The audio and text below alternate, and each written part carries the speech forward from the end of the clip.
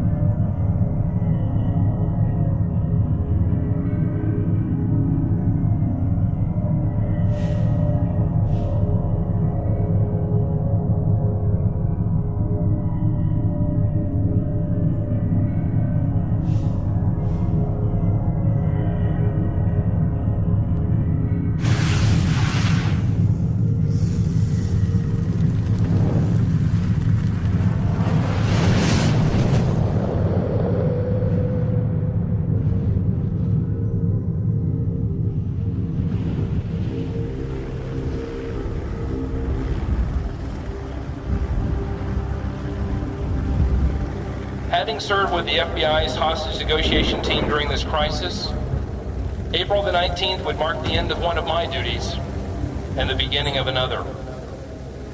Unknown to me, my life was about to change forever as I would come to know what failure is.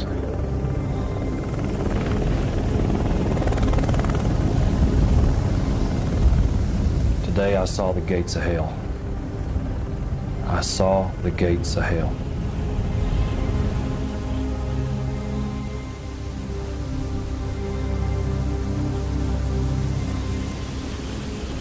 Holding a child in your hands that lost its life in a fire where the temperatures reached in excess of 3,000 degrees is something that pierced my heart. April 19th. Turned the TV on, and there I saw the tanks ramming into the front of the building and the fire shooting out, and it was horrifying. Mommy, he says, they told us about that fire. He says, they said my daddy and my brothers and my sisters are gone. Things will be set straight. People will know the truth of things.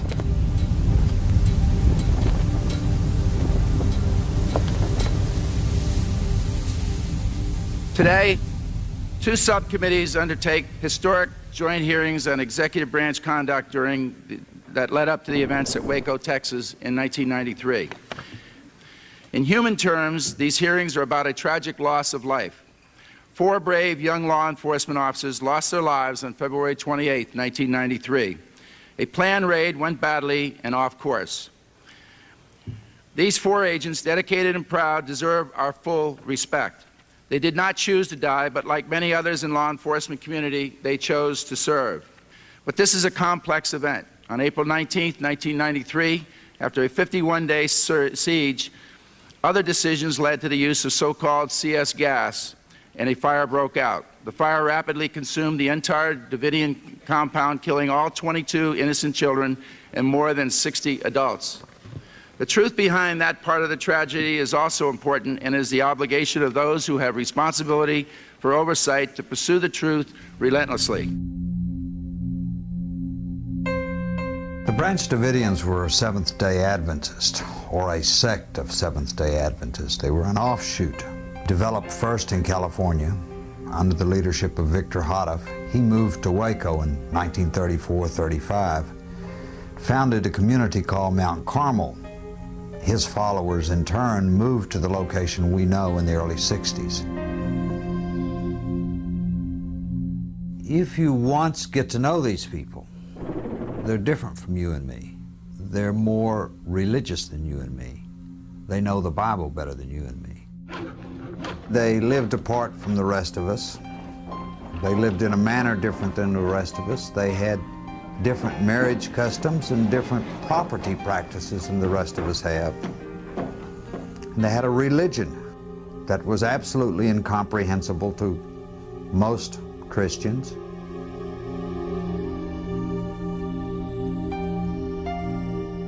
Well, there were people from all walks of life, various nations, and a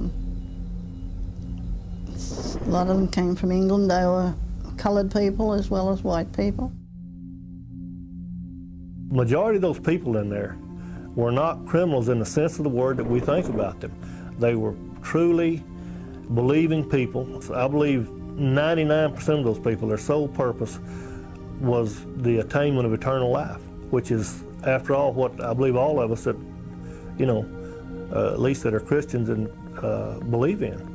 The Branch Davidians believe, first of all, that as the remnants of the true faith, they would be attacked by a hostile army representing an apostate government, Babylon they called it, and that it was their religious duty to defend the faith. In 1992, the Bureau of Alcohol, Tobacco, and Firearms began an investigation into David Koresh for the possession of illegal firearms.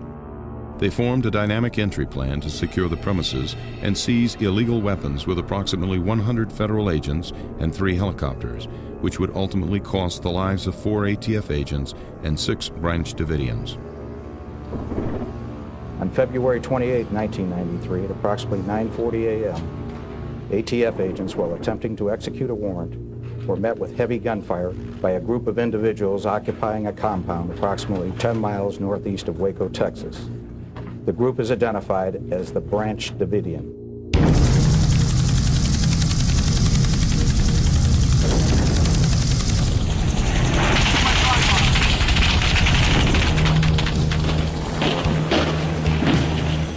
A gunfight broke out that would become the longest shootout in American law enforcement history.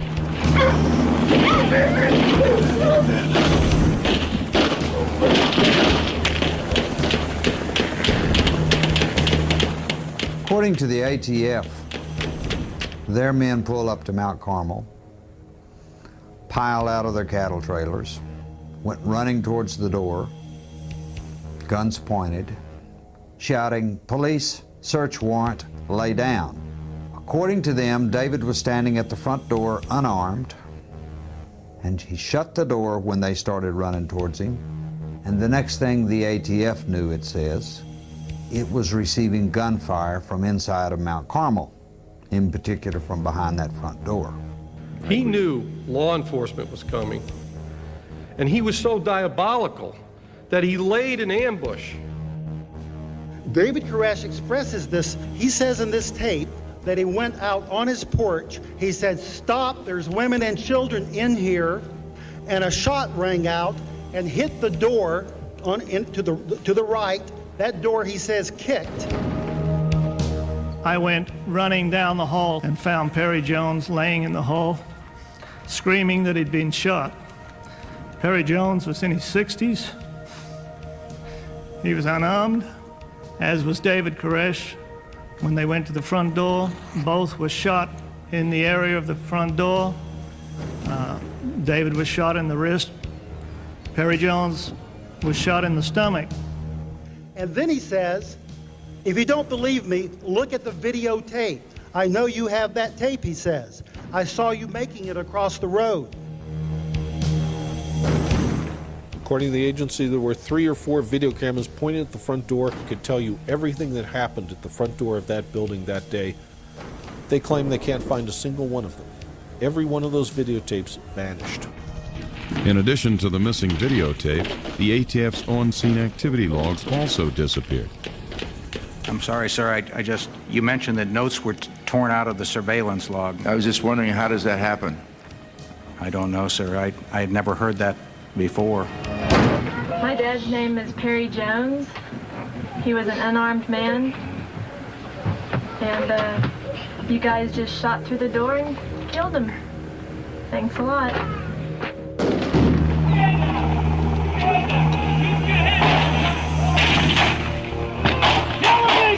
Well, Ballesteros was one of the first ones to the door, Officer Ballesteros. He's an ATF agent. And they had a plan that if the dogs came up to attack him when they came to the front door, they were to shoot the dogs, to kill the dogs. And he testified at a pretrial hearing that, in fact, they did fire and shoot the dogs at that time. It didn't take much of a spark to get a war going.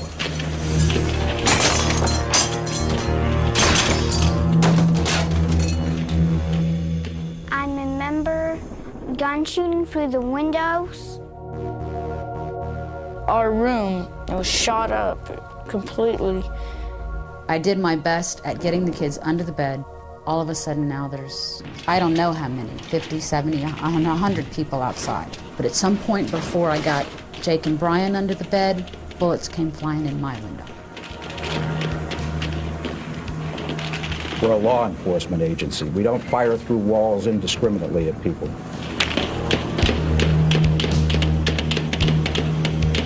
I greatly feared that they would come in, they would open that door, and even though I didn't have a gun, it wouldn't matter, that they would shoot me and the kids. They had already shot at me through the window, and I had no clue what was going to happen.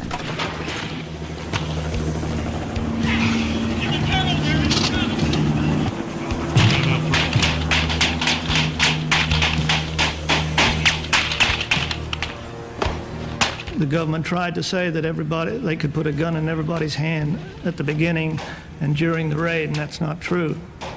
Most people were unarmed. There were a few that had guns, and I admit that, and there were probably those that reacted to seeing David and Perry and others gunned down who responded by firing back. But it was not a general ambush as they would like you to believe. I am in sympathy with the families of those that lost, the families of the 4 agents that died. I know what they're going through. We lost a lot of friends and a lot of our families. I lost a daughter inside Mount Carmel.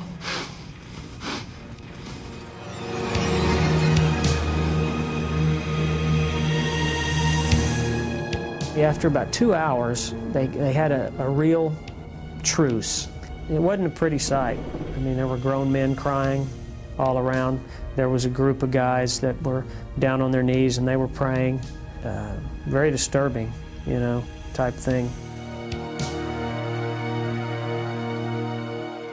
I don't think the deaths on either side were justified, as well as those wounded. Judy Snyder was shot while nursing her baby through the chest. Get my battery, John. Get my battery behind the bus.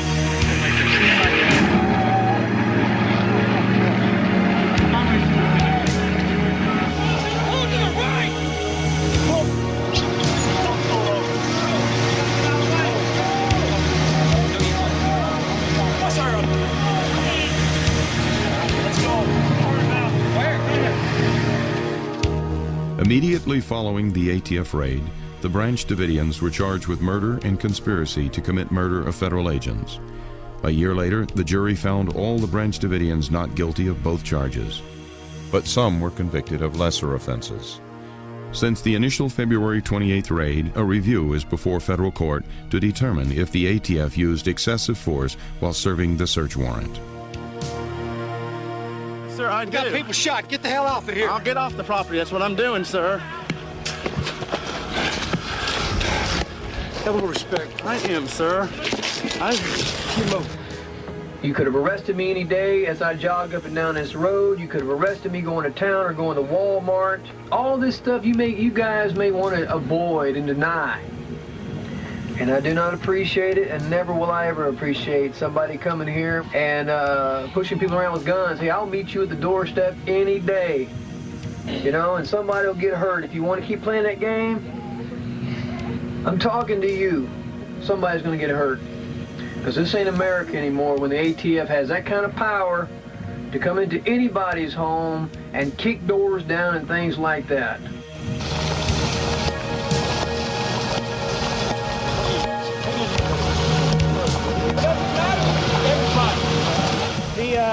Federal agents said they are headed back to the house, so this thing is not over by a long shot, and the only way that this is going to end is for all of the people inside to die or to surrender, Brad.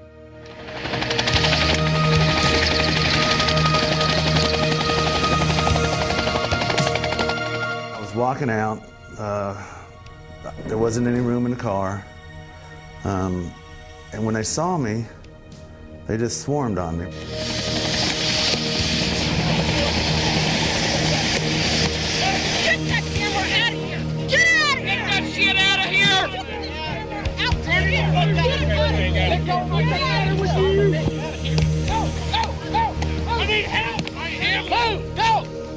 Get the fuck out of here!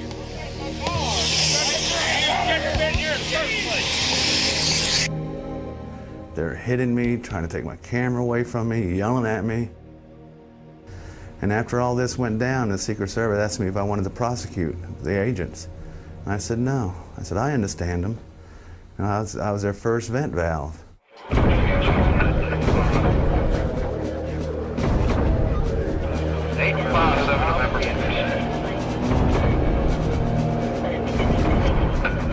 At this point, we were surrounded.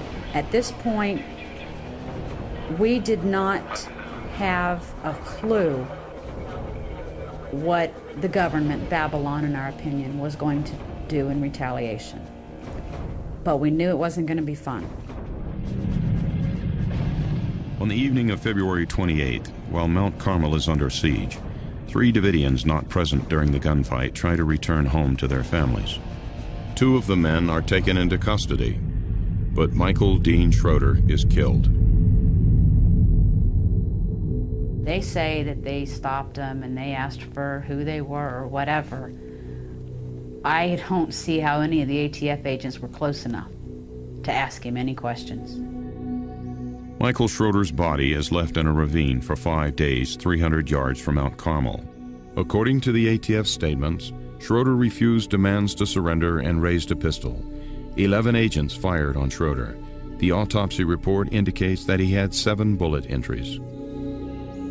Why it takes so many fatal bullet wounds to knock somebody to the ground?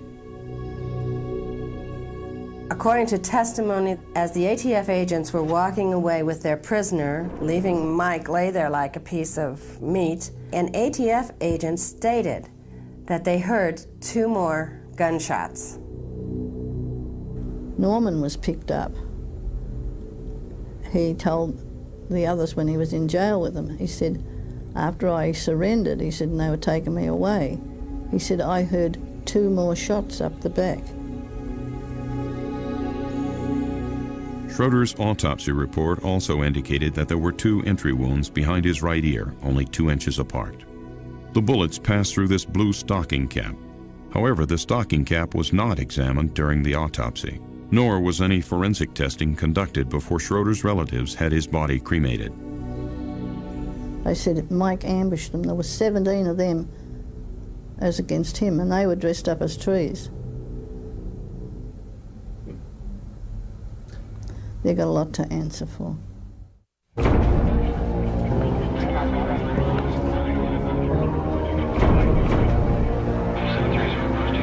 After the initial raid happened on February 28th, we got several phone calls in from the ATF that said if they saw any movement inside the building, hands in front of the windows, if people were standing in front of the windows, that they felt that it was a threatening situation and that they would shoot us.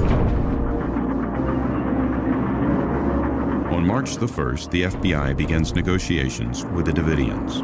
Heavy military equipment is brought in and a stalemate begins that will last 51 days. Several adults and children leave Mount Carmel and are transferred to ATF custody. The children are turned over to Texas Social Services.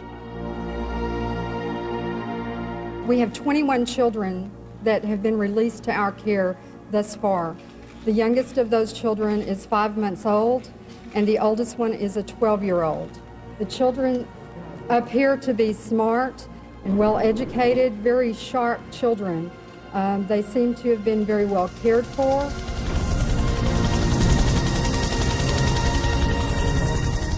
In early March, Koresh had promised to come out. But at the last minute, he believed that God had told him to stay in, to wait.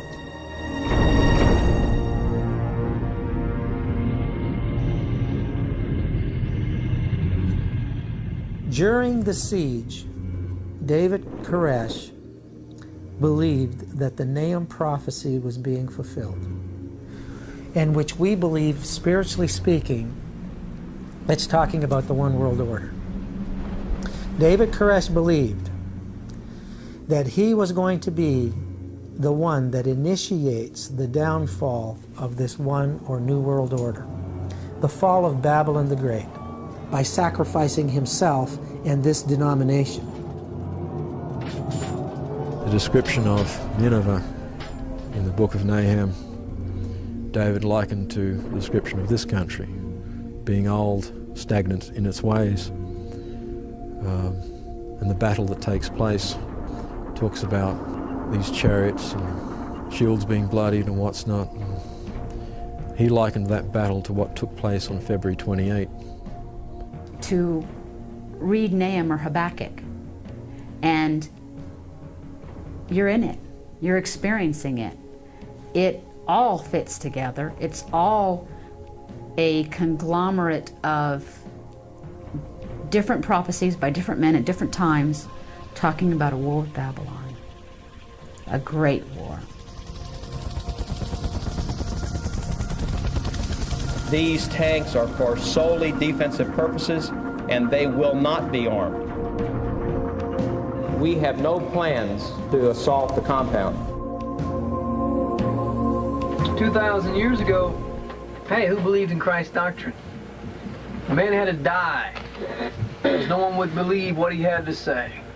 So is there a lesson to be learned by looking back at the history of the prophets that came contrary to what people looked for? Were they ever... killed Isaiah, they killed Hosea, they killed Zechariah, and Jesus came to say in Matthew 23 to the Jews, "Woe unto you that believe not all the prophets have spoken." So, you know, today it's all together just totally disregarded. Just another religious fanatic, just another religious group.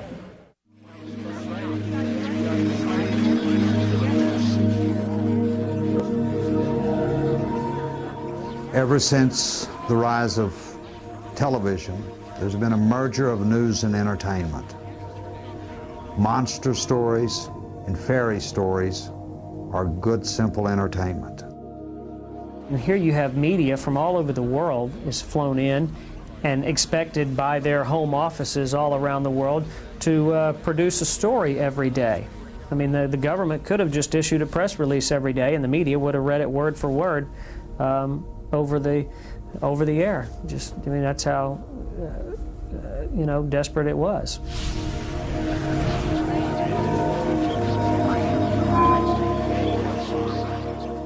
What the public was seeing and hearing on TV during the siege demonized the people in that church. The ones that I met and knew, the survivors, were people that were basically just trying to get to heaven. The world can hate us, the world can laugh at us and taunt us all they want. The world's had 2,000 years to learn this book, and there's been people all up until now who've been interested in it. Now people don't want the Bible anymore. People don't seem to want to read the Bible, or, you know, they want to go to church and just be saved, you know? And that's great if that's how faith works, but if God has a will, and it is written in that book, His Spirit's written in the book through all the prophets, then there's a knowledge He wants us to know. And the knowledge is here and it's being revealed, and that's all I can say. By March 24th, 25 children under the age of 15 and approximately 54 adults remain inside the church compound as Steve Schneider negotiates with the FBI. Let's reflect on this for a minute. Why were they there in the first instance? A good question. They were there to serve and execute an arrest and search warrant. They never said anything, not by a bullhorn, not by a knock at the door, not by any reason. Not by any reason. Even before they got, just about the time they got to the porch is when David opened the door and poked his head out. What we want to do and what we will do when the time is right is we will process the crime scene there. You know that. We know that. That wouldn't be so bad. The biggest issue that I've raised with you, Dick, is not that you would be here even, or that the Texas Rangers, but I am adamant about this part that the ATF is playing. The ones that came to this place, and when I've heard on the press conference the outright lies, and to think that that agency would be involved in any aspect of this from here on out blows my mind that that would even be allowed in America. Well, Steve, let's face it. There are some things that we will deal with when the time is right. No. You start dealing with it now so we can come out. I mean, that's one of the biggest reasons I have not been able to hurdle talking to the people, getting them to come out, Dick. Okay, Steve, why don't you and your family come out and then you handle these issues, okay? Why don't we do that? How am I going to handle them when I'll be shackled for hands and feet and throwing the key will be thrown away? Who's going to hear me? They're after blood. Come on, Dick.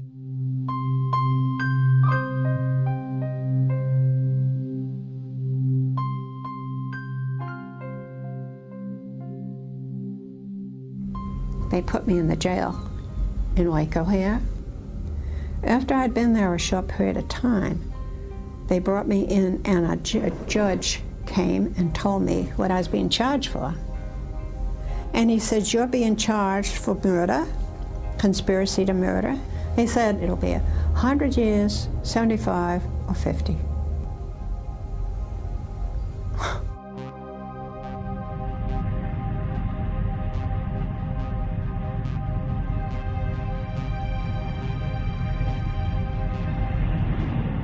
They were assuring us that we would be cared for in a professional manner. Then you turn around and you've got people that are flipping you the finger over top of the tanks. They're dropping their drawers and baring their butts. And these are the type of people that you're supposed to go out to. I said I had heard that you guys had wrote on some of the windows there at Mount Carmel that we see you, David, etc. And I asked the agent, was this true? And he said, yeah, it's true. And I said, aren't you guys concerned about when this is over, that the news media might see this and think it a little antagonistic on your part? He just looked at me and walked away. Everything flip-flopped from day to day. You went through a feeling of being real hopeful to you sunk at the bottom again, because from day to day you never really knew what was going to happen, what the negotiations were going to be. Steve? Yes. There's been a change. The tactical people have changed the situation, and for security reasons and for safety reasons, no one is now authorized to come out of there for any reason. And what they're telling me is that if anybody does, they are going to be dealt with in such a fashion that the people will have to retreat back to the compound. What? I'm missing, I guess, what you're saying. Are you saying, make it as plain as possible? The patience of the bosses is no longer where it was earlier. Okay, I'm about ready. Listen to me now, Henry. I don't really give about your bosses. When you tell me one thing, or you tell us that is okay, and this Bradley comes up and says something contrary to what you are, you tell your bosses to get their butts together. Do you hear me? Would you respond to the allegations that the reason why we had a Waco is because the FBI was in disarray? It is obvious that from the time of the change in the administration, it was very clear that there was great discussion about the replacement of the director of the FBI. In a March 11th letter to President Clinton, Acting Attorney General Stuart Gerson recommends that the president rely on other FBI leadership to resolve Waco and dismiss Director Sessions. Chief among those mentioned in Gerson's letter is Assistant Director Floyd Clark. This situation created a competitive environment for the directorship of the FBI in the midst of a major crisis. I know this is a very political thing, and I agree that with your observation that it could be that the FBI was impaired in its ability. Certainly I was impaired in my ability. FBI Director William Sessions attempted to fly to Waco during the siege to conduct face-to-face negotiations with David Koresh, but he was impeded by government officials in Washington, D.C.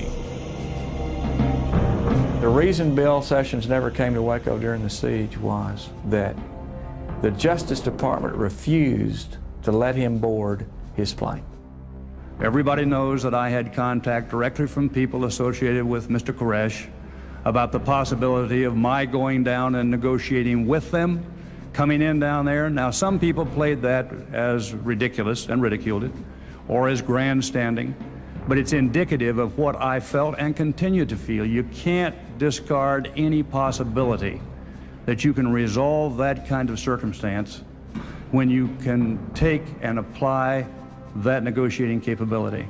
The Justice Department wouldn't allow an FBI director to go and negotiate directly with a so-called terrorist who they felt had killed a number of federal agents more or less in cold blood, and try to defuse a serious situation that ended up in a calamity and a great embarrassment for the FBI and even greater embarrassment for law enforcement in general.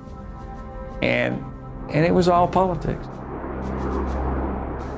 They were not about to see this standoff in Waco negotiated again because it was an opportunity for Floyd Clark and company to show that they were the FBI capable of handling a standoff and coming out winning in this kind of an incident with military kind of tactics. It was a paramilitary organization.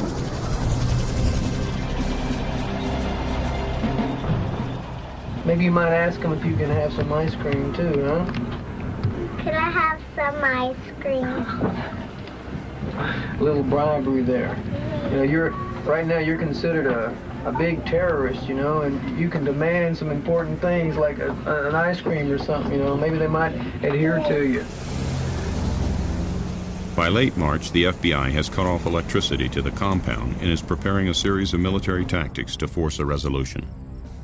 A direct quote from the transcript where it is said by a negotiator to Mr. Koresh, "We had a very good dialogue last night. The electricity will not go off tonight because we have had a good dialogue this evening." As a negotiator to Mr. Koresh. A half an hour later, no, I'm sorry, it's a negotiator to Mr. Steve Schneider. A half an hour later, the lights are turned off and left off permanently. The electricity is shut off. Why? I can't answer the why, but I can tell you that the negotiation team was disappointed in that decision.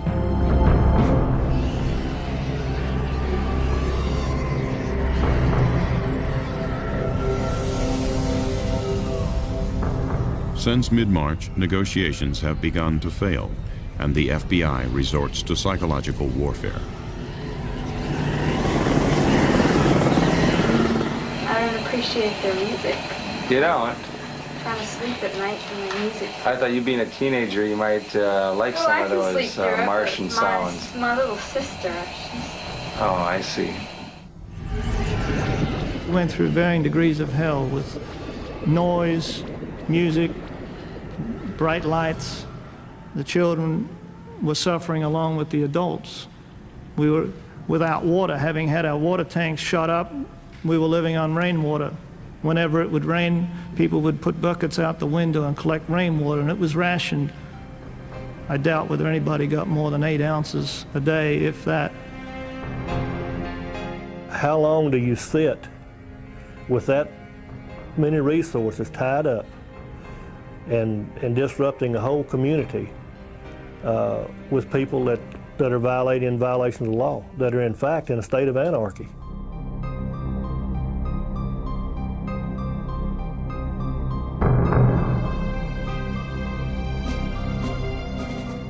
I can remember looking out the south side of the building. My attention had been drawn to the fact that the tanks were coming in and they were pushing all the things on the south side of the church, on the chapel, south side of the chapel, into a big heap. It looked like they were building a bonfire. We know from the evidence that the tactical element of the FBI was eager to put a quick end to this standoff. The irony of the situation is that the tactical people are actually precipitating the crises of the 19th. They tell me the commanders want more, and I'm telling them they're wrecking everything that we were doing, and it's getting 10 times worse. And the more they threaten these people, the more they'll lay down right on the floor, and they can run the tanks over them. I mean, that becomes the attitude. Steve Snyder, in a telephone call during the standoff to his sister Sue, refers to the prophecies in the book of Nahum, chapter 2. We're talking about the Bible and all the prophecies. But I know. Look at, when you get off the phone, you look at the book of Nahum. Yeah. The chariots with flaming torches are tanks. That's what Nahum saw in the final days. They're surrounded us. It's the first time in the history of the United States that the government has used tanks against its own people, Sue. It's stupid, I know it. Well, I had been talking to the negotiators myself, and I would tell them things that I thought would help. And it seemed like for instance, when they started playing the music, that they would laugh. They acted like they wanted to do everything to antagonize them. They really didn't want to help. And it just seemed like every prediction that David was predicting, they knew about, and they were making these predictions come true. And I kept saying to my family, why are they doing this if they want them to come out? I am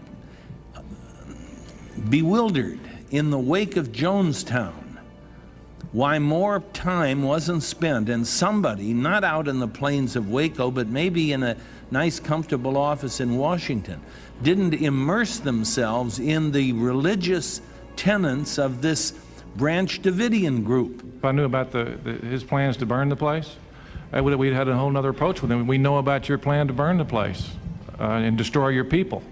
We would have been broadcasting it. We would not even come close to approaching that place. Numerous microphones were planted inside of Mount Carmel that recorded several conversations of the Davidians reacting to the tanks and the FBI hostage rescue team. I mean, if they're going to come inside here and storm this place, they're going to be in the wrong. Who's Louis and Steve that they think they're going to go out there and stop the Assyrian when it's God's will that the Assyrian's out there? They can't destroy us unless it's God's will they do. Haven't you read Joel 2 and Isaiah 13, where it says he's going to take us up like flames of fire? I trust in God.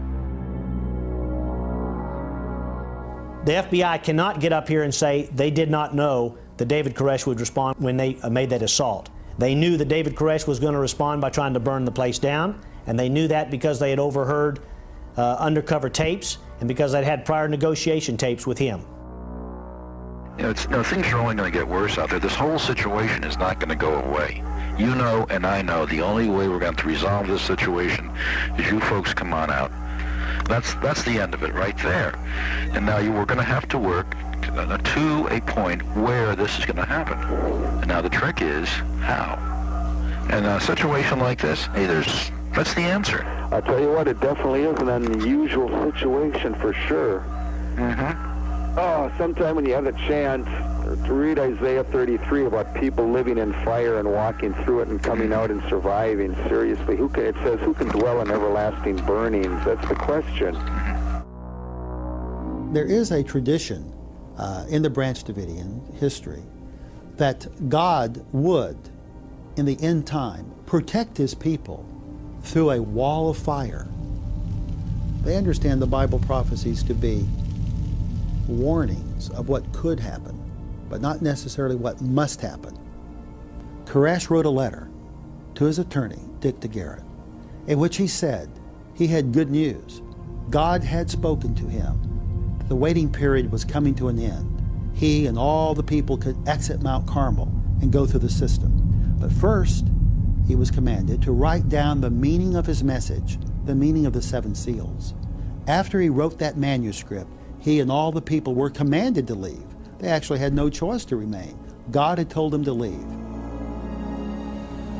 This message is communicated to the FBI in an attempt to end the siege. Koresh writes his first seal and is preparing the second when the FBI begins implementing its final tactical resolution.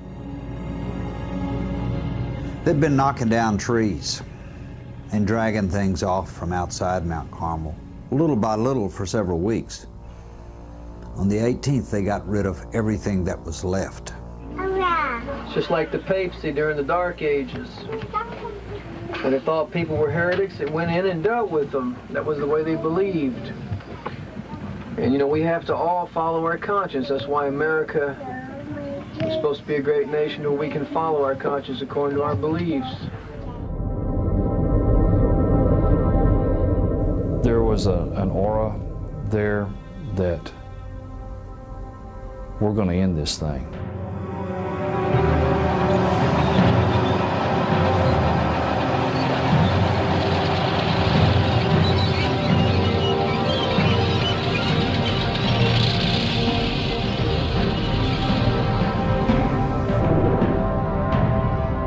Individuals inside the Branch Davidian compound. We are in the process of placing tear gas into the building. This is not an assault. This is not an assault. We will not be entering the building. This is not an assault. Do not, under any circumstances. Gas was inserted using a Mark V delivery system secured to a boom. We would not use dosages that would harm those children.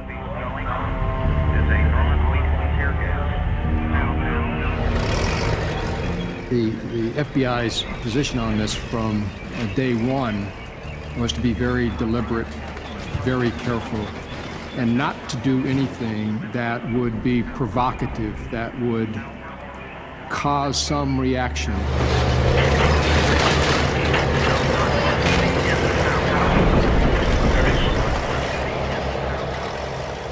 There were no injuries to FBI agents, and FBI agents did not return any fire throughout the entire day, in spite of being fired upon numerous times by occupants of the compound.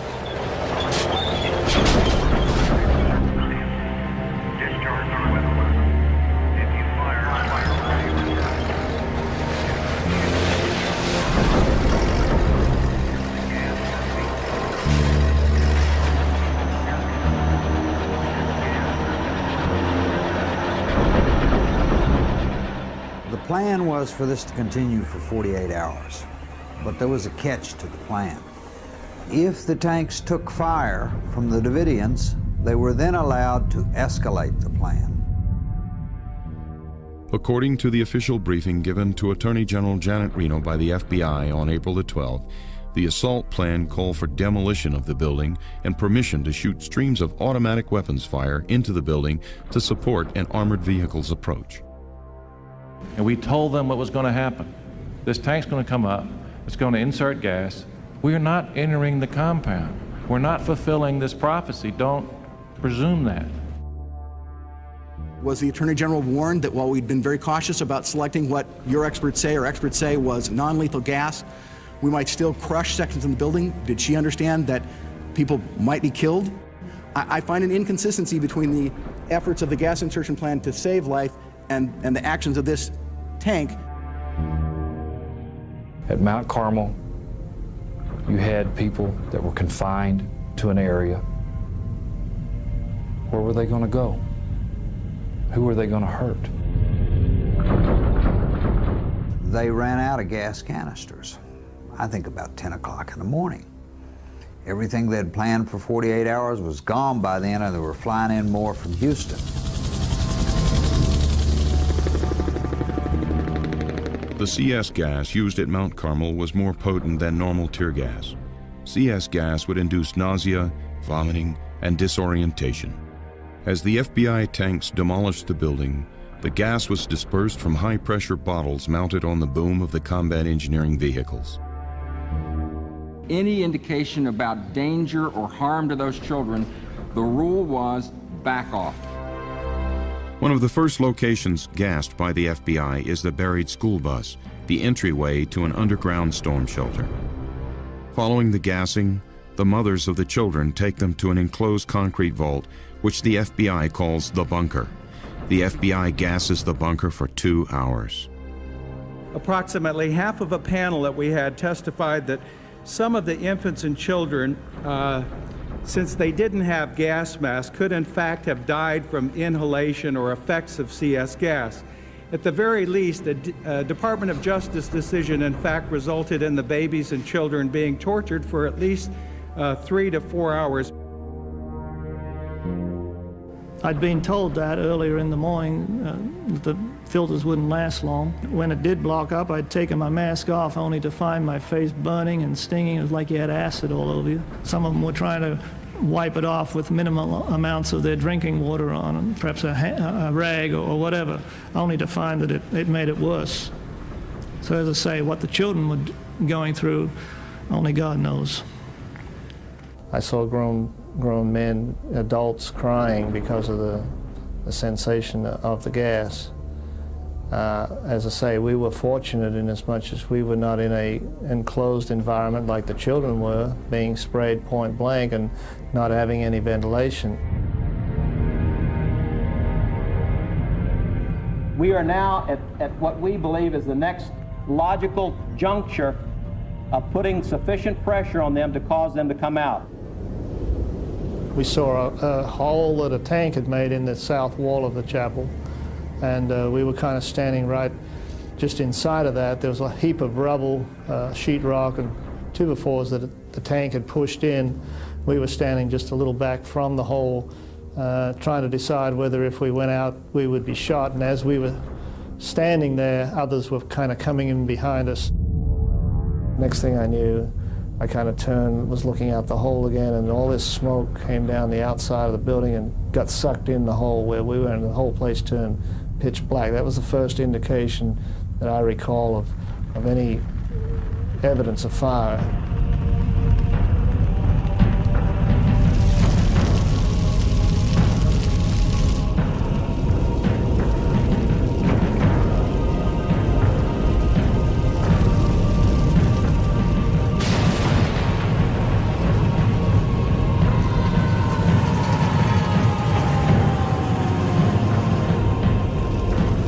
Any statement by you that they committed suicide, since we never got to talk to them, is all a conclusion that you've drawn, and as you just said, speculation on your part. I'm trying to resolve in my mind why someone would sit in there for 6 hours with gas and not come out with a full opportunity to come out. Well, who was keeping them from doing it? Or are they compelling themselves, or what? I don't know. It has to be speculation. I think that's the point, is we don't know. It was so black you couldn't even see the flames. You could just feel the heat, oppressive heat that pushed you down on the ground. And I can remember looking at my hands, and the skin was just rolling off. There was no blisters. They were just rolling off in whole layers, you might say. And I looked back over my shoulder, and I was just horrified at the fact that I'd just come through a mass of flames.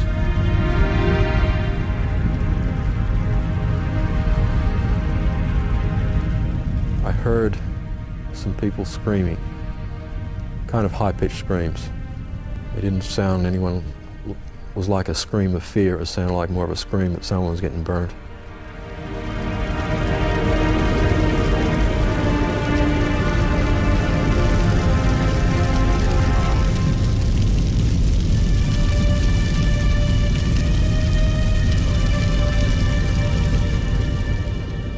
We were hoping that the women in that compound would grab their children and flee out. That did not occur. Unfortunately, they bunkered down the children the best we can tell, and they allowed those children to go up in flames with them.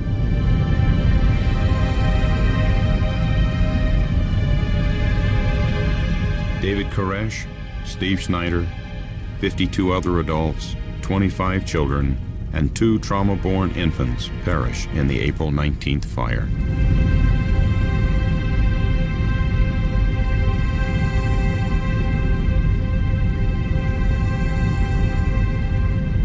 The Davidian survivors were taken into custody by FBI agents on the scene. Let's go. Clive Doyle and other injured Branch Davidians were given emergency treatment at the FBI command post.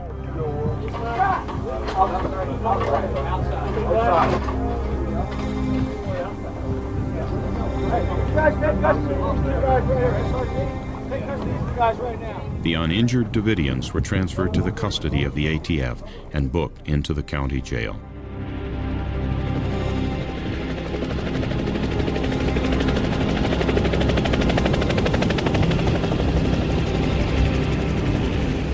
The reason we didn't wait was the thing I've tried to say several times, I'm not saying it well enough, is that from his actions on the 19th, when he had some of those people killed by gunfire, others died in the fire for not being able to leave, which I think they were concerned over, most of them, over their salvation.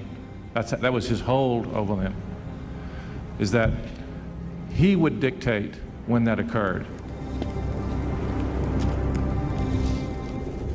Many people would argue your actions. How do you respond to their families? It's not because of our actions. Those children are dead because David Koresh had them killed. There's no question about that. He had those fires started. He had 51 days to release those children. He chose those children to die. I don't know who started the fire or fires. I don't know who fired bullets into these people's bodies. I don't know from what origin the bullets came from. So if we could completely agree that we do not have a definitive answer of the sourcing, then in fact what we have is an open homicide.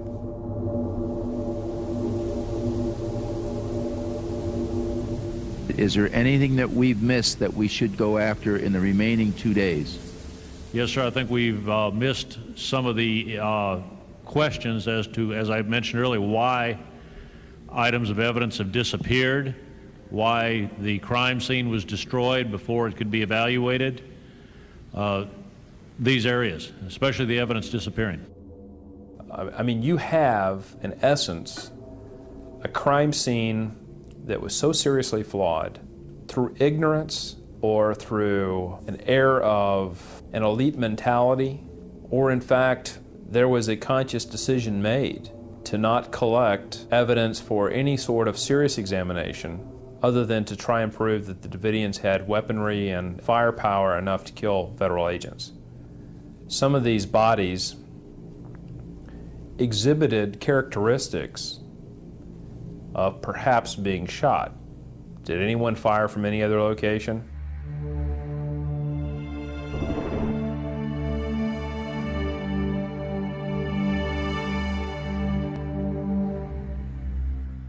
The information that we've always been given was that there was no federal gunfire on the day of April 19th. Well, in reviewing the photographs and the 302s, the statements in them, I would say there are some questions that need to be answered.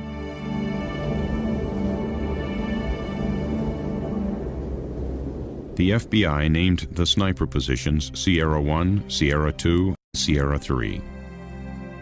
On April 19th, FBI Special Agent Charles Riley stated in his after-action report that he had heard shots fired that morning from sniper position number 1, the undercover house. The position was occupied by the Blue Sniper team, led by Special Agent Lon Horiuchi. Horiuchi stated that neither he nor his snipers fired their weapons on April 19th. The fact that Agent Horiuchi states in his 302 that the snipers at Sierra 1, which was the undercover house, did not fire, and there is a shell casing, expended shell casing there visible on the floor, would also raise a question. 4 expended shell casings are later found at Sierra 1, the location of Agent Horiuchi's Blue Sniper team.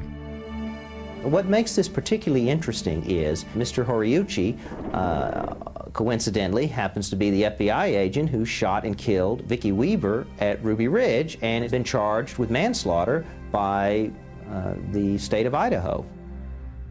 In August 1992, white separatists Randy and Vicki Weaver were involved in a standoff with the FBI at their mountain home. Agent Horiuchi shot and killed Vicki Weaver, who was standing in the window of the door holding her 10-month-old daughter. She was standing there holding the baby in her arms, holding the door so we could get in after they'd wounded me. And this guy is still running free.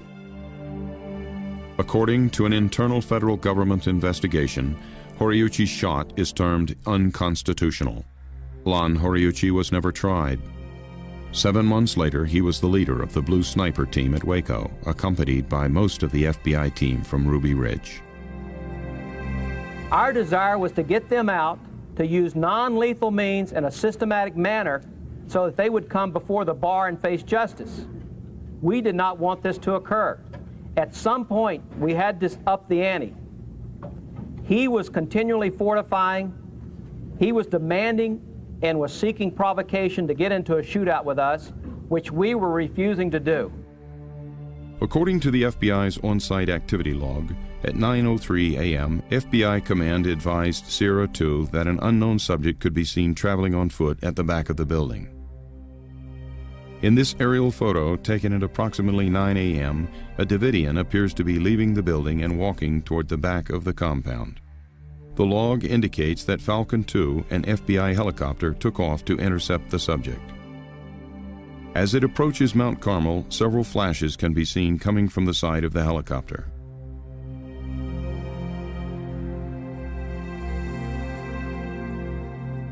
Dr. Edward Allard, a former supervising scientist in video and television imagery at the U.S. government's Night Vision Directorate, examined the helicopter footage and concludes that the flashes are gunfire. When we analyze these flashes, as we have done, in 1/60th of a second time frames, it appears that there's 3 shots coming from the helicopter, but in fact, each one of those 3 shots can be broken down into 1/60th time frames, 60th of a second, and we find, for instance, in the first flash, there's 5 separate shots being fired. And it's indicative of a machine gun that's firing at about 600 rounds per minute. In this view of one of the FBI's helicopters, a pedestal-mounted machine gun can be clearly seen in the doorway. FBI agents did not return any fire throughout the entire day, in spite of being fired upon numerous times by occupants of the compound. On the other hand, since this is on a helicopter, and people might say that it's reflections from the windshield, it's impossible for these shots that you're seeing with your own eyes to be solar reflections, because if it were so, the helicopter would have to be violently moving back and forth like a mirror in your hands, and this is impossible. So it's in our opinion, it's clearly machine gun fire from the helicopter. In coming out, the conversation, as I remember it, was, well, if we come out, will we be shot? According to the autopsy reports, Philip Henry was shot several times in the chest, shoulder, and head. Jimmy Riddle was shot once in the forehead. Neither of them had soot accumulation in their trachea or bronchial tubes or carbon monoxide in their blood, indicating that they died before the fire started. Later, when I saw the autopsy report and seen that he died of a gunshot wound to the head, it made me wonder if it was in fact the snipers that were in the barn garage that was in the back of the property. The autopsy reports also indicated extensive body mutilation to Philip Henry and Jimmy Riddle. The entire right side of Riddle's body from the shoulder to the hip had been torn away. In previous testimony, Dr. Nizam Pirwani, the medical examiner, observed that this could have been the result of the collapse of the building or an encounter with a tank tread.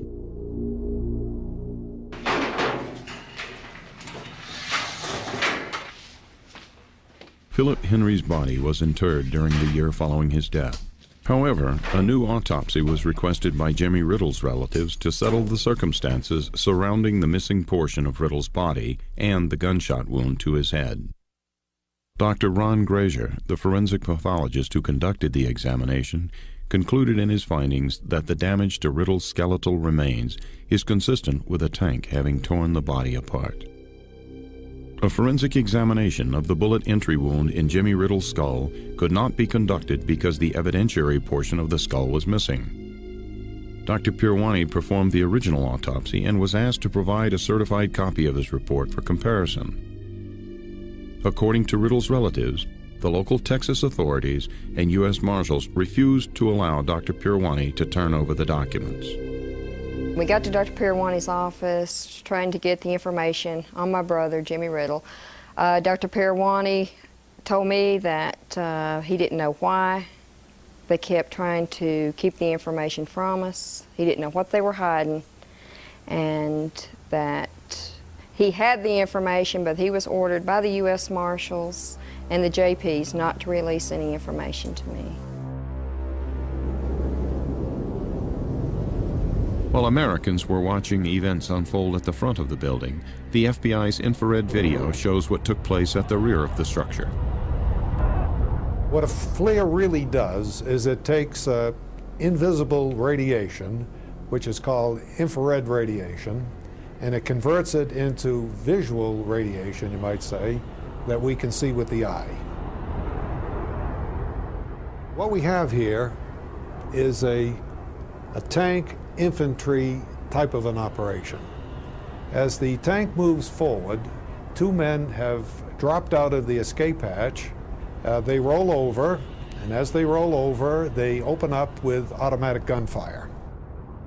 We've measured the actual time of the individual flashes, and they occur at a fraction of a second, in some cases, a 30th of a second. There is absolutely nothing in nature that can cause thermal flashes to occur in a 30th of a second. Somebody related or who had prepared a film or analyzed a film, representatives of the department and representatives of the FBI went over it in detail and concluded that there was no basis for suggesting that shots had been fired. As the tank crushes the roof of the gymnasium, gunfire can be seen streaming into the dining room from positions in the courtyard. I stopped counting after about 62 individual shots.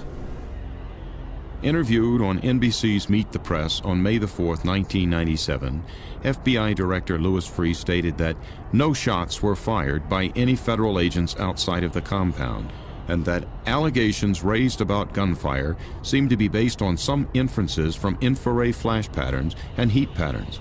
I think the overwhelming evidence clearly shows that no shots were fired. It's indicative of sunlight reflecting off something and registering on the flare. It could be a thermal pattern. If it were a thermal pattern, there is nothing that persists from that. Right. So therefore, it is more likely to have been reflected light off of something shiny, in which the sunlight now gives an apparent temperature rise. From the basic physics, it's safe to say that it's impossible for the Waco FLIR to detect any solar reflections of any kind. On our wish list as investigators was taking a harder look at the FLIR. The congressional staff was never able to find or take advantage of a genuine FLIR expert to watch the FLIR video with us and to understand exactly what we were seeing. By comparison, this Department of Defense FLIR video, taken in Somalia in October of 1993 as troops exit a helicopter, shows gunfire similar to the thermal signature on the FLIR videotape at Waco. A former analyst from the U.S. intelligence community, Maurice Cox, tested the FBI's claim, applying the principles of solar geometry. For an aircraft flying at an altitude of 9,000 feet, a flash anomaly occurring on the ground would be visible in an area only 100 feet wide. Frame-by-frame measurements of the FLIR videotape showed a repetition of 10 flashes per second, the same rate as a machine gun firing at 600 rounds per minute.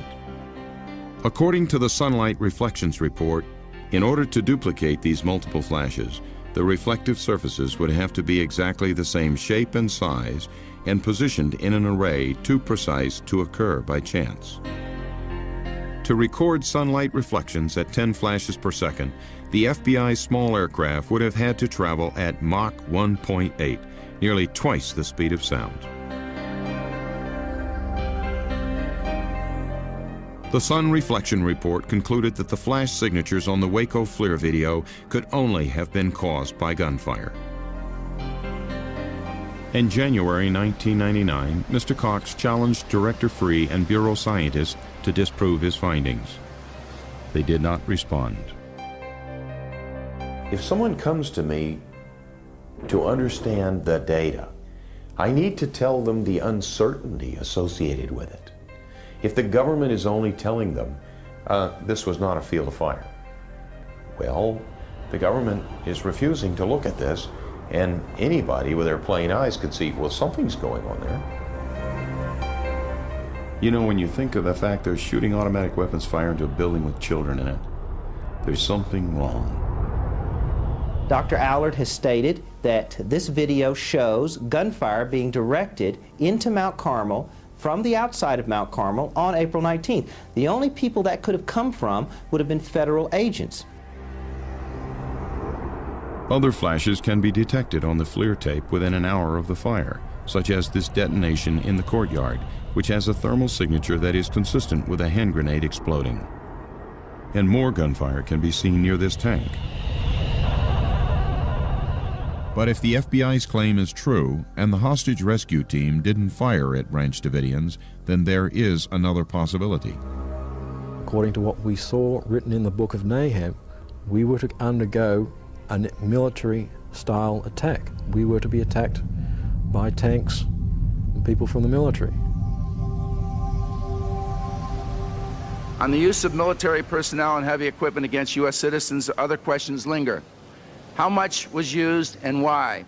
There was concern expressed that the FBI had only one hostage rescue team and they were tiring.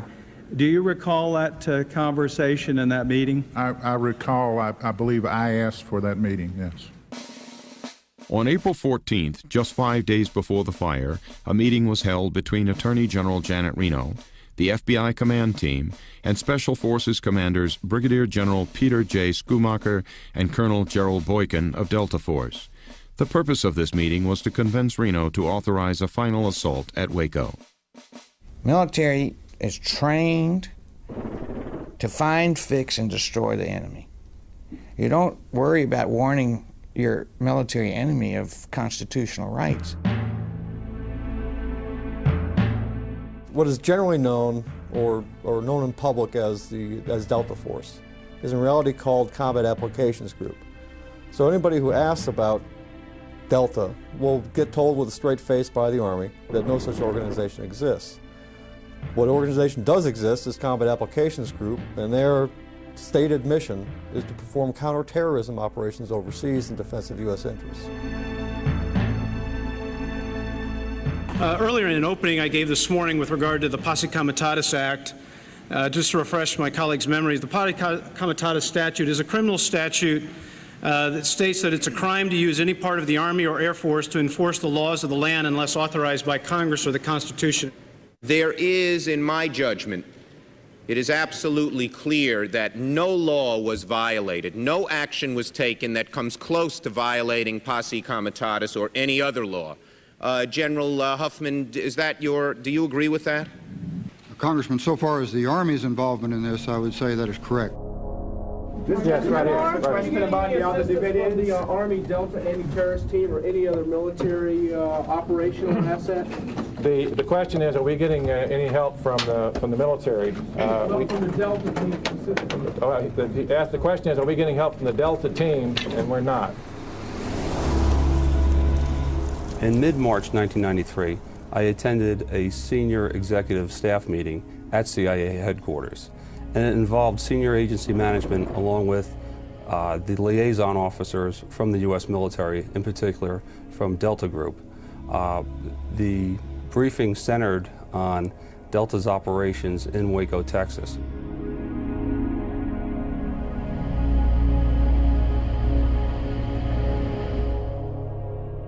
This previously classified military document confirms the presence of Delta Force at Mount Carmel. With approval of the Joint Chiefs of Staff, an observer was deployed to the scene on March 21, 1993, accompanied by 3 other operators also characterized as observers.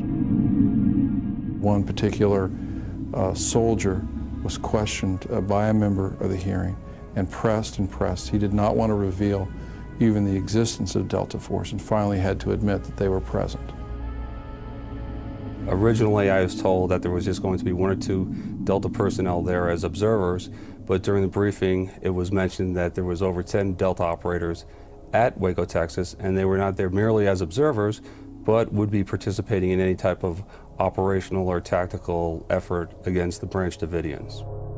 My understanding is that in some way, the U.S. military, Delta Force, were advising the hostage rescue team from inside the tanks or inside the Brady fighting vehicles, or were present at the sniper posts to provide support or assistance. And those types of activities to me would mean forward deployed. They were not back at a conference room or table giving advice or saying you ought to think about this. They were out there working shoulder to shoulder with the HRT. Approximately a year after the Waco incident, I was deployed overseas in Europe, and I had the chance to meet some of the Delta operators that I had been on previous assignments. They had told me on several different occasions during my meetings with them in Europe that not only were they forwardly deployed at Waco, Texas, but they were actually involved in a gunfight with the Branch Davidians. When you see the individuals roll out from the tank and come around the sides and start shooting into the building, what they're doing is they're defending the vehicle. If HRT or Combat Applications Group, whoever was pulling the triggers, expected resistance, expected shots to be fired, then their moves on April 19th made tactical sense. But I did talk to some Combat Applications Group guys, and they did confirm that yes, portions of B Squadron were there pulling triggers. There's no doubt in my mind that the flashes on the FLIR tape was fire from semi-automatic or automatic weapon fire being returned into the building. I mean, it's inconsistent to even think otherwise. There were people there on the ground with automatic weapons, and flashes such as that only come from one thing, and it comes from rifle barrels that are firing back into the building. Their operators had penetrated the buildings on several occasions, planting surveillance devices, listening devices, sensors. And on one occasion, I believe it was April 17th, late 17th, early 18th, Koresh was actually within 6 feet of one of the operators, and they radioed back to the Tactical Operations Center for permission to grab him. Within minutes, the word came back from Justice Department, no, we already have a plan in place. That plan, of course, being what happened on April 19th. To me, that would be an offensive gesture. When you enter someone's home, that's pretty offensive, and I would personally have a problem with that. I think that it violates everything that I've been taught, that you don't use the military against civilian personnel in this country. What about other reports that the military Delta Force may have been involved in one way or another? Will you make an inquiry into that as well? We will pursue any issue that is in question.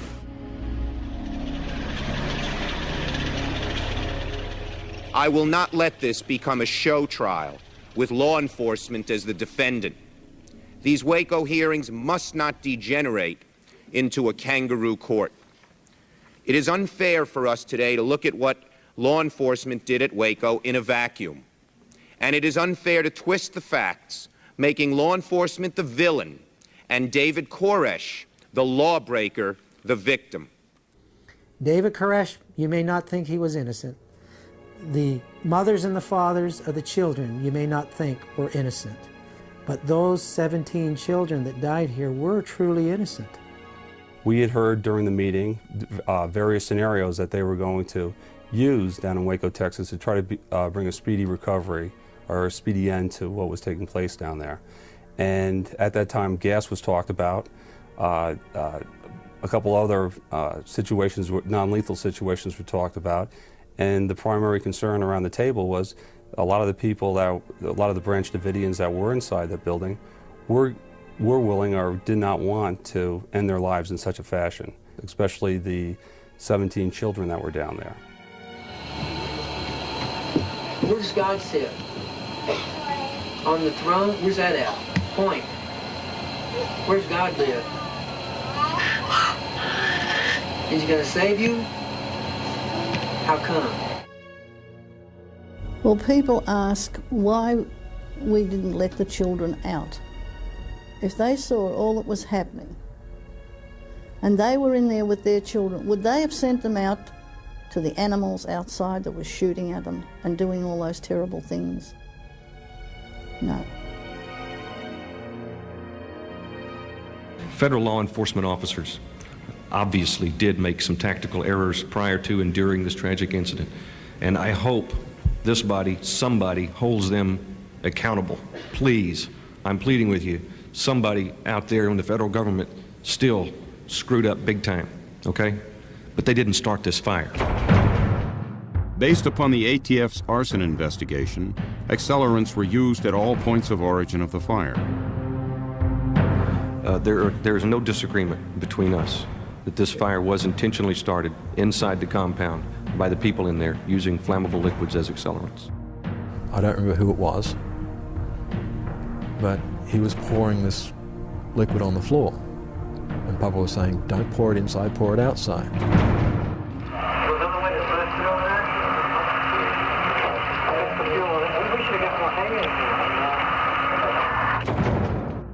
It was clear to us from listening to those tapes that the government was going to be able to prove that the Davidians, at least some of the Davidians, had a plan, and that some of the Davidians were aware of this plan. I'm sure that the FBI down there had a lot of fiber optics, audio, and visual equipment installed in the building there. I'm sure they knew exactly what the Branch Davidians' plans were, what their intentions were, if there was an attack against the building, such as a gas attack like that.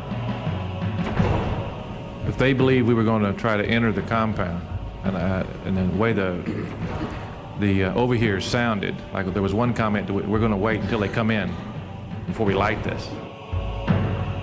Why in the world would the FBI make the assault knowing that information? It borderlines on criminal misconduct for the FBI to make that assault when they knew that he was going to respond like that, particularly on the most windy day of the year. The FBI claimed that it never used pyrotechnic CS rounds, munitions capable of starting a fire. However, in this footage made prior to the fire, two agents are seen firing projectiles from an M79 grenade launcher into the storm shelter at the north end of the building. Seconds later, white smoke pours from the shelter. According to CS expert Colonel Rex Applegate, any tear gas that creates smoke is considered pyrotechnic. There's been some unfortunate reporting talking about that if tear gas were utilized, it would deprive the children of oxygen and it perhaps could be fatal. What they were describing is not the type of tear gas that we are using. We're using a non-pyrotechnic type tear gas, which does not deprive them of oxygen, so it is not a lethal type gas. This is a U.S. military Mark 651 CS projectile recovered in the aftermath of the Mount Carmel fire. It is pyrotechnic and has a burning time of 25 to 30 seconds.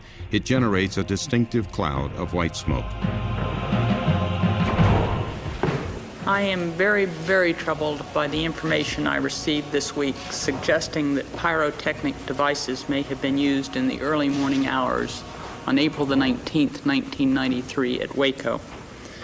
At this time, all available indications are that the devices were not directed at the main wooden compound, were discharged several hours before the fire started, and were not the cause of the fire. In the fall of 1998, unprecedented access to the Waco evidence lockers was granted. The pyrotechnic projectiles identified in the crime scene photos were missing from the evidence boxes. However, 2 additional 40mm munitions were found. These devices are identified by the manufacturer's literature as pyrotechnic rounds. They were found in the rubble behind the compound. These munitions were examined, and the preliminary results indicated these devices may have passed through the wood structure. I mean, are you embarrassed by this at all? I mean, you guys have had the evidence for 6 years, and then the Texas Rangers and documentary filmmakers come in. I don't know how long this guy's been working on the film, but probably a few months, maybe a year, and they come in and they discover evidence that the FBI should have discovered in 6 years after a massive investigation and massive media coverage. I'm not embarrassed. I'm very, very upset. The arson report fails to identify the specific instruments used to ignite the fires or the individuals that might have used those instruments. As a result, no arson charges were ever filed against any of the Branch Davidians. What is not covered in the arson report is the presence of the government's own pyrotechnic devices at the points of origin of the fire. This flashbang device, for example, was found in the rubble of the dining room. The flash that results as the detonation of this charge can cause a fire in any area where there is a high concentration of volatile vapors. In the evidence locker, there are 6 pyrotechnic flashbang grenades mislabeled as silencers or gun parts. According to the Texas Department of Public Safety, they were found in the southwest corner of the building, the dining room, and the chapel, all 3 points of origin of the fire. Now, maybe the government, the FBI, the ATF did some wrong things, but they didn't light the fire. They didn't start the fire. That is not one of these questions that is very debatable. There are times when you cannot keep your job and put alternative explanations for data on the table.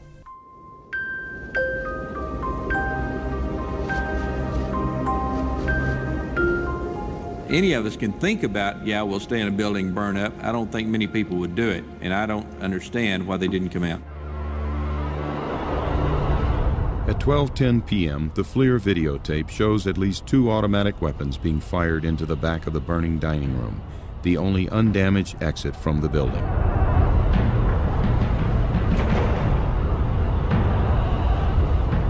And what we have is we have men firing automatic weapons, and they're firing into the burning building.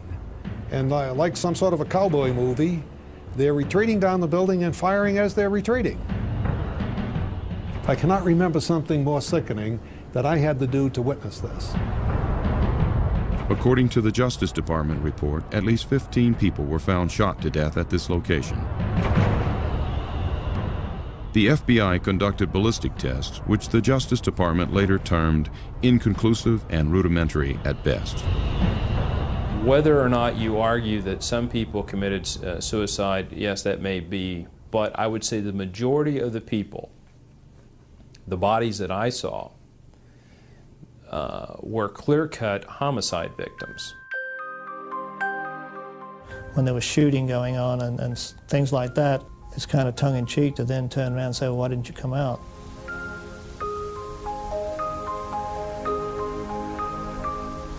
As a peace officer, you're trained that killing people and taking someone's life is the absolute last thing that you ever want to do, period. You signed on to help people. You didn't sign on to kill them. If the opinion is rendered that there was no shots fired from any other location other than from within the building, i.e. meaning the Branch Davidians shot themselves through suicide or homicide, then the government is left with a position that we are not going to do ballistics tests on anyone's weapons, whether they be Bureau officials or other officials that might have been on the scene. The forensic evidence on the bodies themselves is very troubling. The bodies were preserved in a frozen or near frozen state inside 2 trailers for the purpose of examination.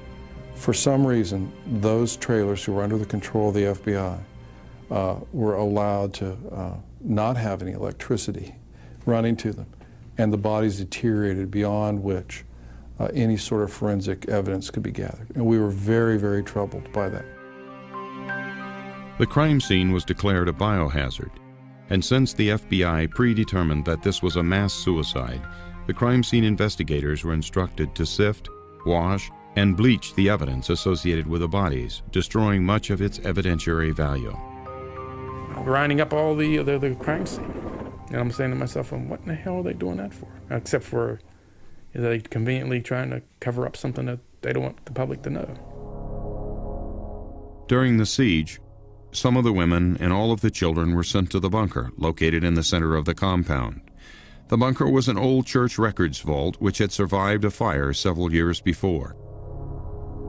It is here that the remains of some of the women and the young children were found. Based upon the fact that the majority of the women and children protected themselves by dousing themselves with water and blankets, trying to keep the smoke to a minimum, trying to prolong themselves, their life, in a nearly fireproof container, clearly demonstrates that they weren't embracing the flame, that they were trying to flee the flame. According to their autopsy reports, some of the children were still alive during the fire, but based upon the condition of their bodies, there was evidence of a deadly explosion.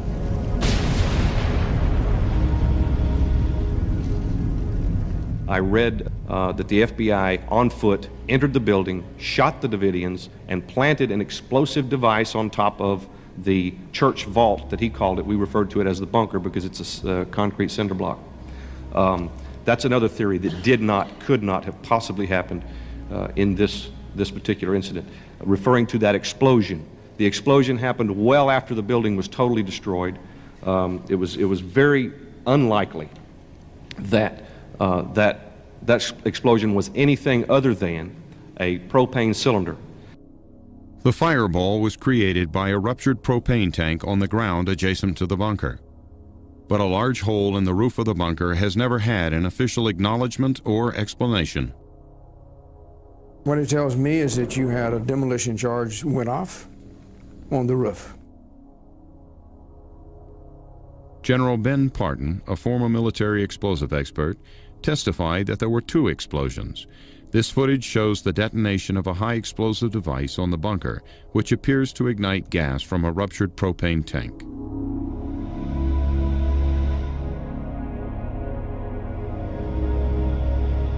After completion of the FBI and Texas Rangers investigation, the bunker was bulldozed into rubble. 6 years later, in 1999, permission was granted to test the residue from the blast. Strangely, however, that portion of the bunker was not found after a thorough search of the rubble. That's a child's. I mean, that's just a little bit. Like a 1-year-old. Yeah, see this? Boom. Yeah. You know? According to the FBI and ATF investigation, the Branch Davidians did possess some low-order explosives like gunpowder. But this would not be capable of penetrating 6 to 8 inches of steel-reinforced concrete like a high-order explosive such as TNT. The blast hole at the top of the roof, you can plainly see the rebar is bent in. The damage to the stainless steel refrigerator, which appears to have been under the blast hole, is consistent with a shape charge, and the blast being directed downward into the room in this enclosed concrete room would very likely cause some seam rupture and create a huge overpressure inside the room that would pretty much kill everybody in there. Anybody who was under this device when it was blown would have been horribly mangled, probably dismembered, pretty much like being thrown into a grain thresher.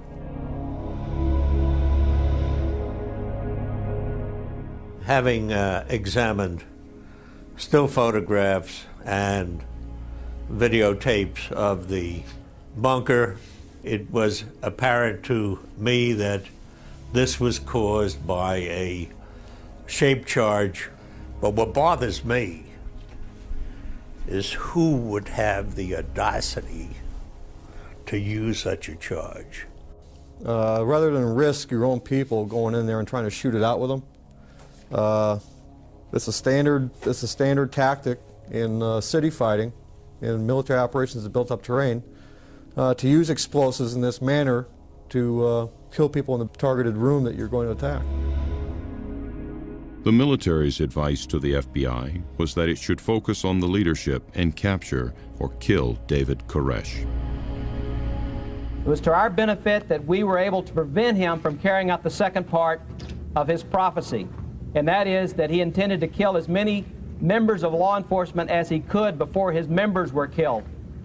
It was to our benefit, and we're most fortunate that none of our people were injured.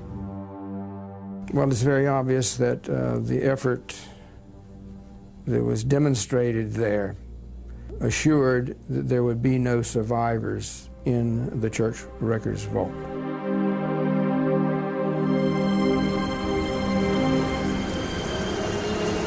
Was the Attorney General pressured by the White House to end the siege? What were the roles of Webster Hubbell and Vince Foster? Who actually made the decision to use CS gas with 22 children inside the Davidian compound? After 2 years, why is there still no clear answer? The Rangers had difficulties working with the FBI. They had a major responsibility, we had our responsibility, and they seemed not to go hand in hand. And as I recall, I testified before Congress about having a name in the White House I could have called to solicit the support of the federal authorities in our objective. And it turned out to be Vince Foster.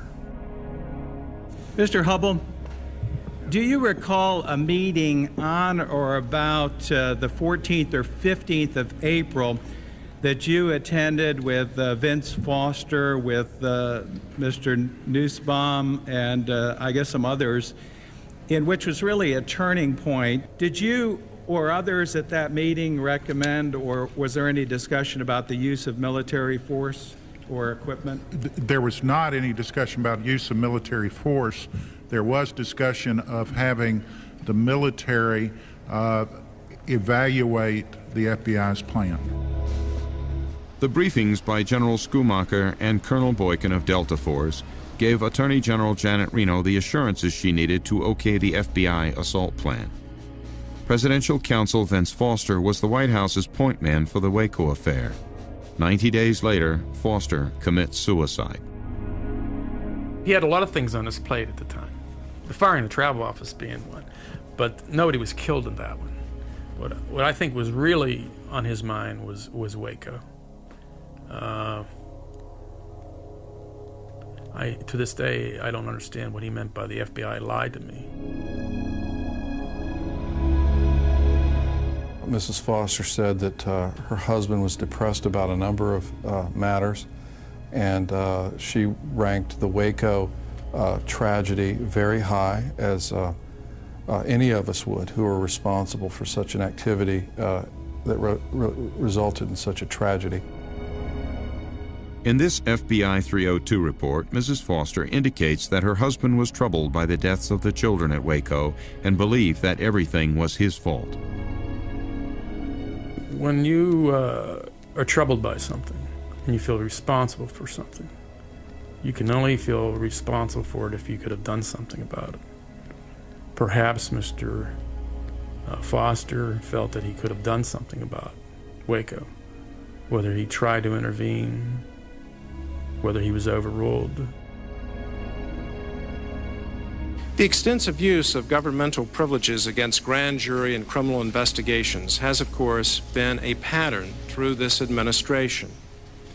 Most notably, the White House cited privilege in 1993 to prevent Justice Department and Park Police officials from reviewing documents in Vincent Foster's office in the days after his tragic death. The day after Vince Foster died, I got a phone call from a fellow who used to be on my squad, who told me that they, not explaining who they were, but they had agreed that the FBI was going to come over and do a regular crime scene search of Vince Foster's office. During the Whitewater investigation, Deborah Gorham testified she saw a Waco file in the security file cabinet next to Mr. Foster's desk. In addition, Michael Chertoff, counsel for the Senate committee, inquired about a letter by Vince Foster involving Waco. Neither was ever recovered during or after the crime scene search, and their whereabouts are still unknown.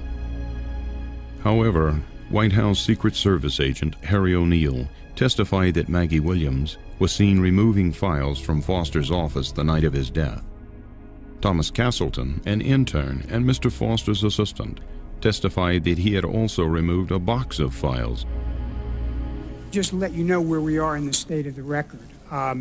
We have received evidence that, in fact, the box was in Mr. Foster's office. Did you understand the box you were taking up was a box of files that originated in Mr. Foster's office? I did understand that, sir. You heard that from Maggie Williams? Yes. And in fact, it was Maggie Williams, the Chief of Staff to the First Lady, that you accompanied in taking this box up to the residence, right? That's right. What were you told by Maggie Williams about why the box was being taken up to the residence? I was told that the contents of the box needed to be reviewed. Reviewed by whom? By the First Lady. Maggie Williams was Mrs. Clinton's chief of staff. Maggie Williams took out, you can't call it anything else but what it is. It was evidence. One of the interesting things that happens in an investigation is you begin to get anonymous phone calls. And we in fact received anonymous phone calls from Justice Department managers and attorneys who believed that pressure was placed on Janet Reno by Webb Hubbell, and pressure that came from the First Lady of the United States. Now, we believed that because the military was present at Waco in some capacity, that the President may have made a decision to allow that to happen, following some sort of a legal protocol where he says this is of such a serious nature they need to be involved. And we asked for those documents and asked to see National Security Council documents. And were not provided with any information that enabled us to reach a conclusion. It's a serious allegation that the President interfered with, changed, moved up the decision. And we can't just bandy these things around unless we have some real evidence. If Combat Applications Group was on the ground that day, actually pulling triggers, the origin of that operation would have come directly from the White House. It would have come from the President, because Combat Applications Group is, for all intents and purposes, the President's private army. It was discussed at the meeting that the senior levels of the Clinton administration had authorized Delta to be deployed to Waco, Texas, and not just 2 or 3 people deployed there, but enough people there to get the job done. As we come to an end, all of us are looking for anything that happened in these hearings after 8 days and nights to indicate not that General Reno had something to do with this, but now the President. Well, after we've exhausted that bit, the only one left that I can think of is the butler. Maybe the butler did it. I am surprised you hadn't tried to subpoena the butler by now.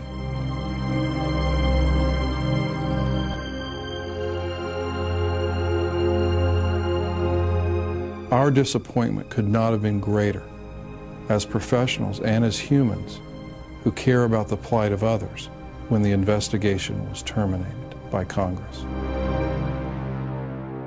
As I count up the deaths here, 86, and then if you want to make the leap that Oklahoma City has some connection because it was done on the anniversary of Waco, that's another 160, give or take. So you're talking 246 lives, and for this Congress to try to oversee what in the hell happened and how did it happen, it just seems to be talking about the butler did it a little capricious, a little frivolous, and that's just my opinion. I yield my time to Mr. McCullum. It's a struggle we've had. I was Attorney General when the Freedom of Information Act was passed, and the government hated the Freedom of Information Act. They hated me for pressing for it because they don't want to be questioned about what they do. They don't want to have to explain what they do. And yet, if you want to be a free society, if you want to have justice, if you want to avoid a police state, you better know what your government does. You better insist upon a right to know what your government does.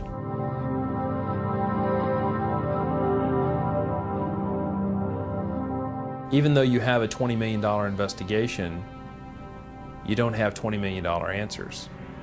There's nothing about Waco I feel good about. But imagine seeing small children disarticulated with bullets and debris, and having to pick up their body and their head comes off in your left hand and their body comes apart in your right hand. And, I mean, that leaves a horrible, absolutely indelible, etched in your brain memory of a tragedy.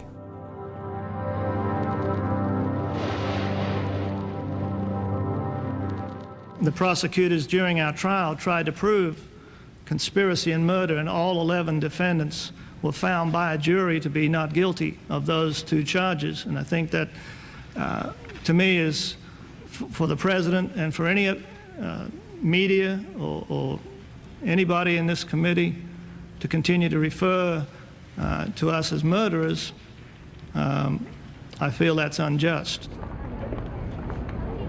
The government cannot be proud about what they did on February the 28th. They cannot be proud about what they did on April the 19th. And they certainly can't be happy about what this jury said to them today.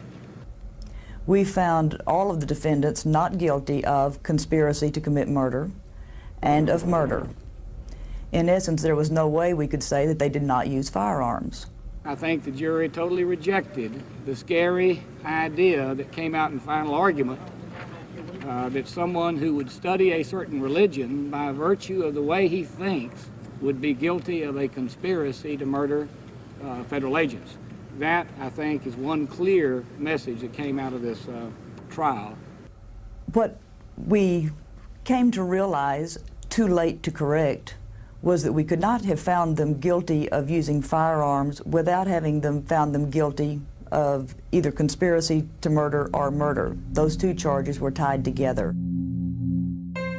When the judge looked at the jury's verdict, he said this finding of guilty to commission of a federal offense is inconsistent.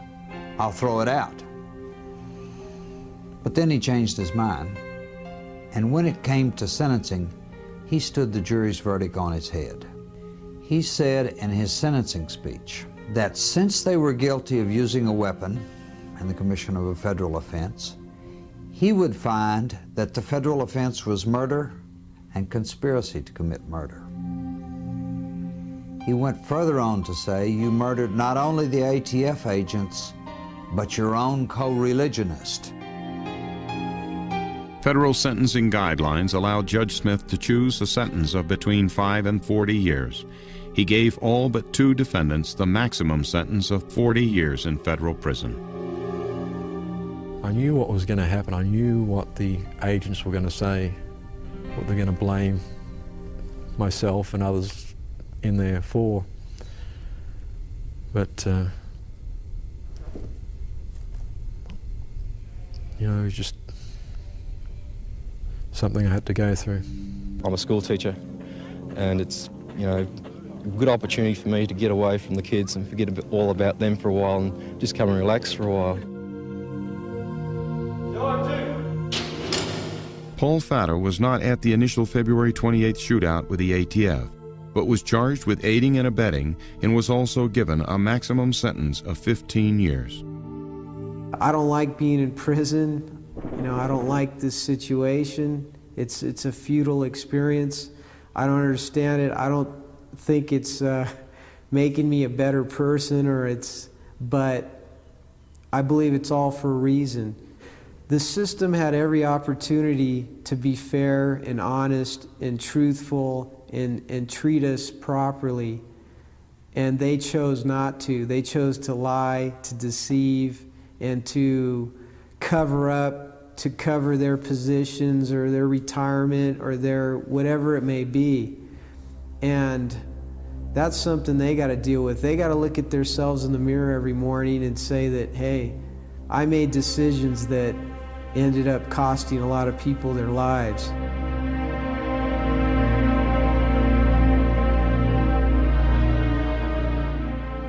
I want to say that Branch Davidians are not anti-government. We're not anti-law enforcement. And I'm sorry that there are 4 agents that are dead, and there are a lot that are wounded. But we lost 85 our friends and family too, and it was unnecessary.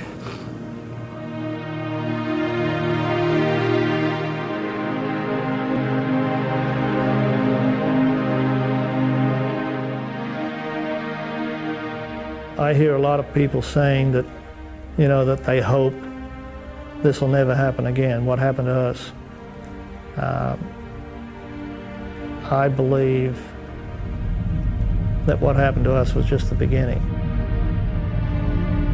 Many of us had a heartfelt concern for individuals that chose a particular lifestyle that was a little bit of an off-brand lifestyle and who were cavalierly thought of as unimportant and thought of as people who simply committed suicide or simply burned themselves up.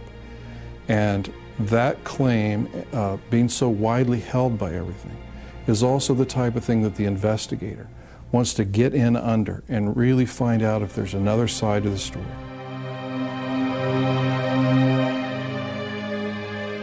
They were my life. They meant everything to me, and they still do.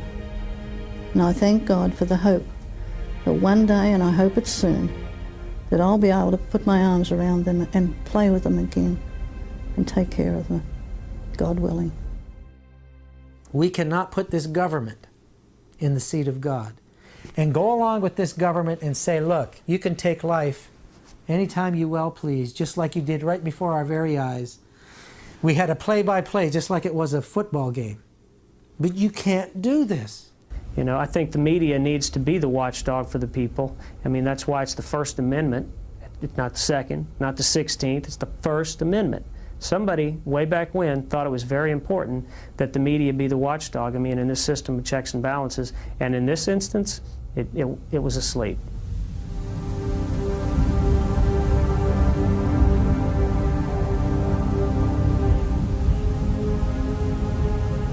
If we choose to learn from our mistakes, it is from admitting our errors that we come closer to understanding how we might prevent tragedies like these from happening in the future. Those who cannot admit their mistakes, well, all we can do is offer our prayers. Our government is an imperfect one, compromised of imperfect people. It can only be as good as we choose to make it. We have come too far to quit or to coast. We must continue to make it better. For we must not allow ourselves to become bitter, only better. Perhaps the greatest lesson to be learned is often the most difficult to remember until it's too late. And that is, life is very precious. It happens in moments, not seconds, not minutes, not hours, but in moments. And let us forgive, but let us never forget as we move from ashes to understanding.